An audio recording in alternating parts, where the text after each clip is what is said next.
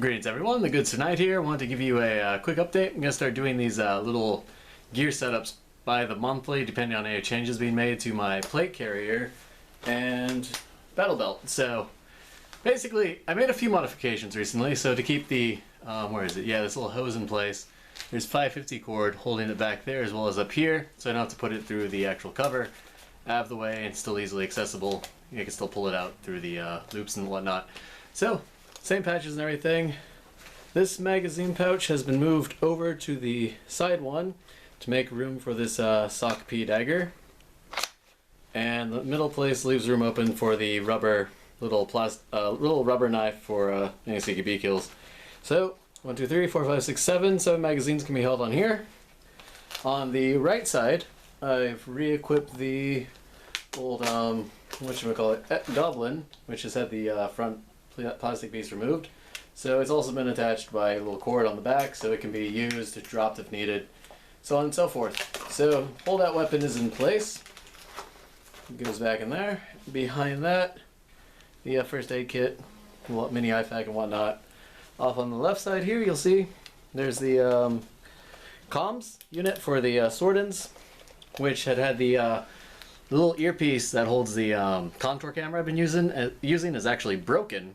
So I'm putting an order for the rail-mounted one. I'm going to put it on the side of the helmet like I used to do initially. So that should fix that problem whenever one comes in. In the meantime, I'll be focusing primarily on gun cam until that can be fixed. So, furthermore, you've got your... Well, I've got my multi-tool unit right here. Now this actually works pretty well because it holds the extra cabling of the Swordens piece underneath it right down on this side. And that keeps it out of the way. Right behind that little pistol mag mount. Now, what you'll find relatively interesting as I came up with this idea is this grenade. I couldn't find a good place to put it. I tried putting it on the front, but it got in the way of any way I'd grip my rifle. Tried putting it on the right side, got in the way with the natural right rest. So to kind of solve this problem, I've mounted it far back, but you might think, well, hey, that seems really difficult to get a hold of. So how do you fix that? I took some 550 cord and tan, tied it around here, connected it to this, what the hell are these things called? I don't remember. But I connected it to the little D-ring shaped tool here. Grimlocks, yes, Grimlocks. Connected to my Grimlock here. So at the press of a button, I could get this open and access this cable. Now what's good with this cable and this grenade pouch here, it's a little tug. It's accessed. And I now have my grenade ready to go. And the fact that the way these explode with just the seal down here, this will be easy just to peel right off and reattach to the next grenade and get it set up like so. Of course, putting this back is a pain, so this is going to have to be either accomplished with a comrade or, just by taking the plate carrier off and setting it up. So, difficult to replace. Well, not too difficult, just have a friend set it up. Spoon forward preferably, because this can actually catch on the little back threading here. So, that's my cool grenade solution, in case anyone was wondering if anything similar they could do to still use Thunderbeast. So, Thunderbeat away. Moving onwards, down to the belt region. Made a few modifications. The drop plate holster has actually been tightened up to maximum on the drop portion here. So I can actually, come on camera, cooperate. So I can actually still draw it and everything, keep it out of the way of the plate carrier. And it's still high enough on the leg that it barely inhibits mobility. However, as with all drop plate holsters, you still have an extra something that's going to occasionally catch on walls and stuff. So a little extra thing to keep in mind, not a big issue. Still have standard knee pads. Got a new set of tan uniforms in, so that's pretty cool. On the left side here, dump pouch, per usual.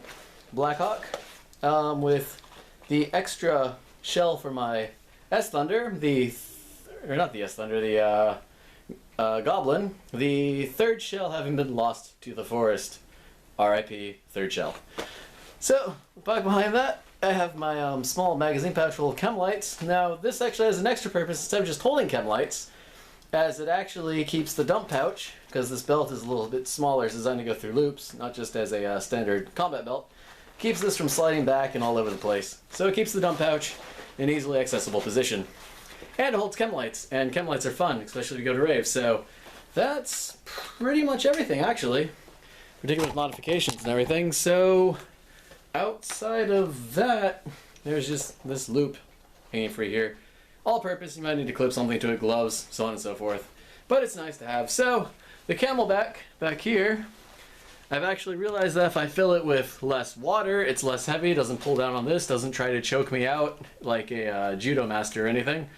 or jiu-jitsu master, so on and so forth. So this is about, I would say, some 3/4 of the way full. It significantly cuts down on the weight and makes it easier to hold. Magazines fit up here, so on and so forth. All good. So that's the way I plan on running my gear for the next few days. I've also started a job, so I won't be getting too many uploads done. But college will be over in a week, folks. So when that week is over, I'll have plenty more time to get back into Airsoft, to get more videos made.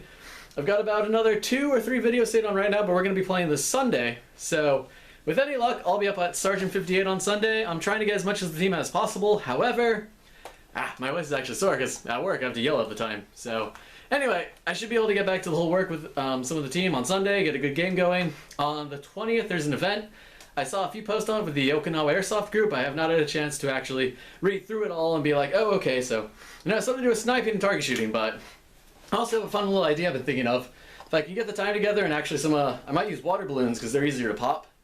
Try to get a game going where everyone has, if I had helium would work better. I'd like to have a game where it works semi-Mario Kart-like, where people just put maybe 2 helium balloons on the side and then one on the top of the helmet.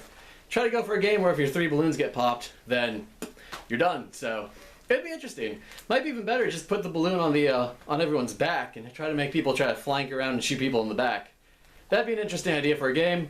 It'd be something worth looking into, but in the meantime, it's in infancy developmental stages. So we're already at 6 minutes and 30 seconds, so I'm gonna go ahead and cut this video here. Hope all of you are having a great day, still chivalrous, and I will see you guys on the flip side. Take care, everyone.